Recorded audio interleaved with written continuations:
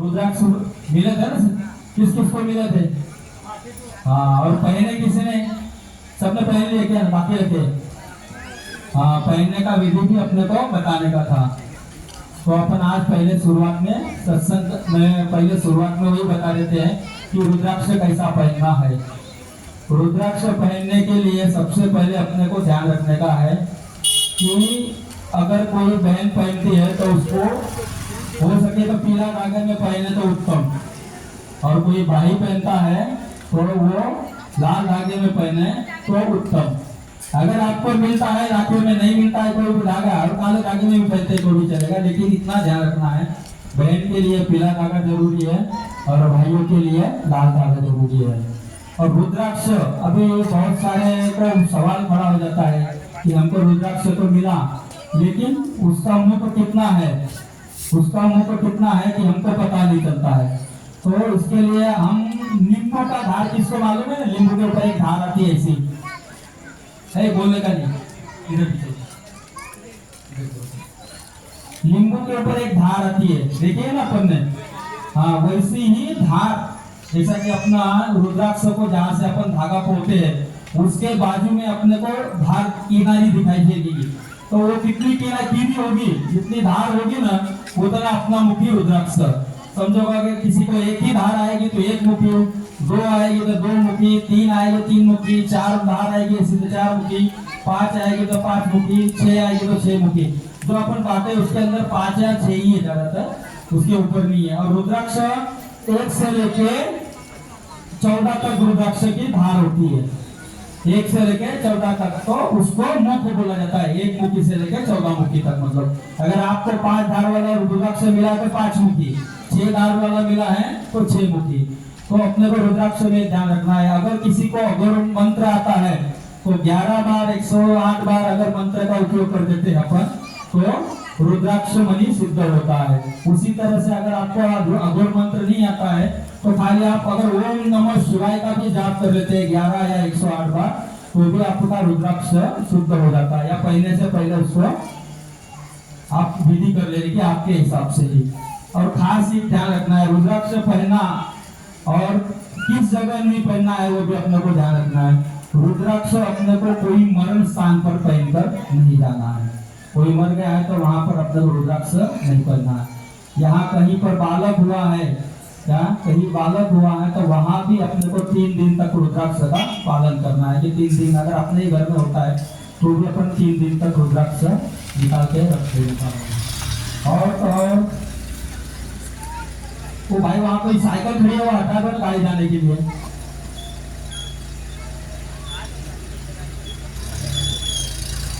और अपने को रुद्राक्ष का नियम का पालन, जो मांसाहारी आदमी है उसको खास ध्यान रखना है कि रुद्राक्ष नहीं पहनना है। खास ध्यान रखना है, मदिरा करने पान करने वाले को रुद्राक्ष नहीं पहनना है। अगर वो पहनना है तो वो उसकी इच्छा है, लेकिन उसका जो नियम का पालन है वो मतलब बता रहा हूँ। खाली जो शिव पुराण के अंदर या शिव चर्चा के अंदर जहाँ कुछ होता है उसके अंदर जो बताया गया मैं वही बताऊँ। बाकी आपकी इच्छा, पहनना है तो आप पहन सकते हो। बाकी अगर मदिरा पान करना है या मांसाहार करना है और नहीं पहनते हो तो आपके लिए भी शुभ है, लेकिन रुद्राक्ष पहनने की नियम होते हैं, उस हिसाब से अपन उसका पालन करना चाहिए। और खास ध्यान रखना है, शादीशुदा आदमी सोने के समय भी रुद्राक्ष को नहीं पहन सकता है। बाकी बच्चे पहनते हैं तो बच्चों को कोई दिक्कत नहीं है।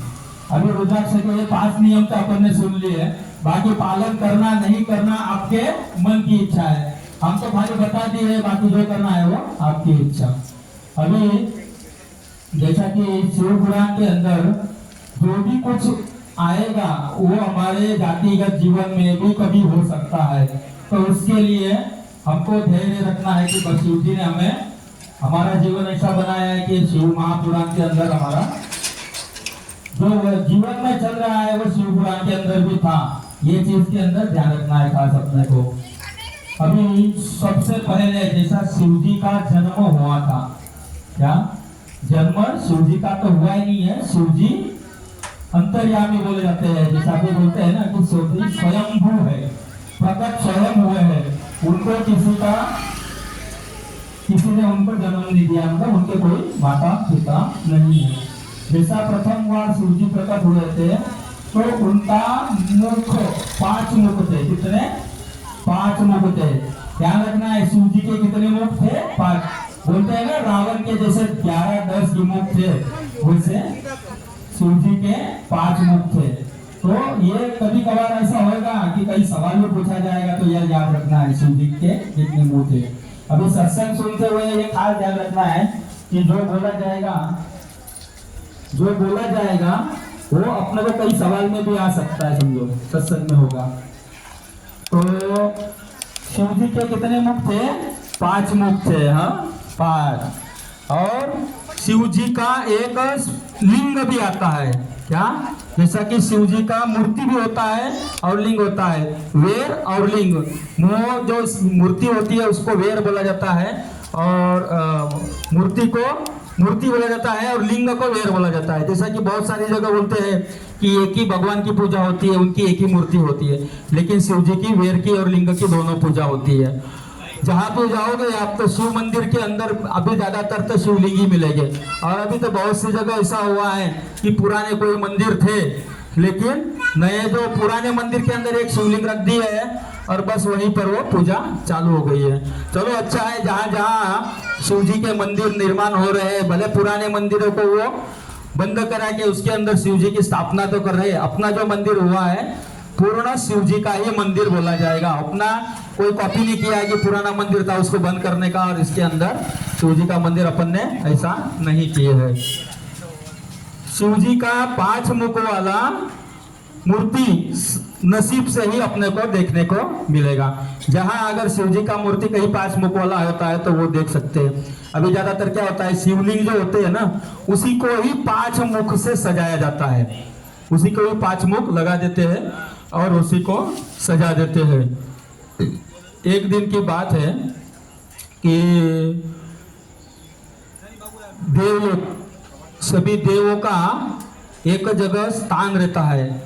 जैसा कि हम बोलते हैं ना कि हम सबके सब हमारे जीवन के अंदर एक तो पंढरपुर जाना चाहिए। महाराष्ट्र के अंदर पंढरपुर का अपनी एक काशी है, और भारत के अंदर कौन सी काशी है? उत्तर काशी। गंगा प्रयाग जो होता है ना, वाराणसी, उसको काशी बोला गया है। महाराष्ट्र के अंदर पंढरपुर को काशी बोला गया है। तो जब भी जाओगे तो हर आदमी यही सोचता है कि जीवन में मैं एक बार काशी करके आऊं, और काशी के अंदर हम चाहते हैं कि हमारा मरण भी काशी में होए। बोलते हैं ना कि हम अगर शिव जी के स्थान पर या शिव जी के मंदिर में अगर हमारा मरण हुआ तो हमें शिवलोक मिलता है। कई बार हमने 2 कथाएं सुनी थी, एक देवराज ब्राह्मण की और एक चंचुला और विदुम्ब ब्राह्मण की। तो उस कथा के अंदर भी उनका मरण कहाँ होता है, तो उनको शिवलोक मिला होता है, उनको शिवलोक मिलता है। तो अगर हमारे जीवन के अंदर, हमने पहले कथा में सत्संग में सुना था, उसी हिसाब से अगर हमारा मरण कहीं का, बोलते हैं कि एक बार अपने यहाँ प्रलय आया था बहुत बड़ा उत्तर काशी के अंदर, और उसके अंदर बहुत कुछ इतने मतलब तूफान जैसा आया था कि बहुत सारे लोगों का मरण हुआ था। लेकिन वो लोग भाग्यशाली बोले जाए, क्यों? क्योंकि उनको शिवलोक मिल गया। क्या? उनको शिवलोक मिल गया। भले हम दुखी हो गए जो हमारे परिवार के किसी के सदस्य गए हो गए, वो समझो कि देवलोक गए, लेकिन उनको तो शिवलोक मिल गया। उनका जो भी चाहिए था मुक्ति उनको मिल गया। तो हम जीवन में किस लिए भक्ति करते हैं भगवान की, कि हमको 84 योनियों में भटकना ना पड़े। क्या? 84 लाख योनियों में हमें भटकना ना पड़े, इसके लिए हम भगवान की भक्ति करते हैं।